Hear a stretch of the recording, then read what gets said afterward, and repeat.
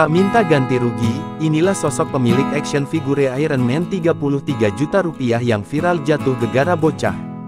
Berikut ini adalah sosok Sandy Susanto pemilik action figure Iron Man seharga 33 juta rupiah yang pecah gara-gara seorang bocah. Momen pecahnya action figure Iron Man itu pun viral di media sosial setelah diunggah oleh akun @voila_jakarta dan langsung menyita perhatian warganet. Diduga action figure Iron Man itu pecah karena seorang anak lewat dan tidak sengaja menjatuhkannya. Bahkan, orang tua anak itu disebut sampai gemetaran mengetahui insiden itu. Meski koleksi barang mahalnya rusak, Sandy Susanto tidak meminta ganti rugi pada orang tua sang anak. Sosoknya pun kini mendadak menjadi perbincangan. Lantas, siapakah Sandy Susanto tersebut? Dilansir dari LinkedIn-nya, Sandy Susanto adalah lulusan Institut Sains dan Teknologi Korea. Sandy Susanto tercatat sebagai owner dari Iconic Gelato sejak 2018 lalu.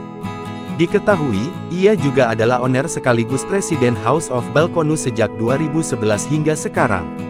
Ia juga adalah CEO dari PT Formula Land sejak 2010 sampai sekarang.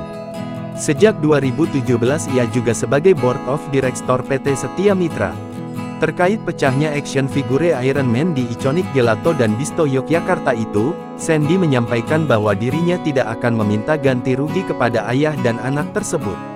Bahkan, Sandy disebut telah mengganti patung Iron Man dengan action figure lain yang diambil dari koleksi di rumahnya. Reaksi Sandy Susanto tersebut lantas menuai pujian dari para warganet. Terlebih, karena harga patung tersebut tidaklah murah.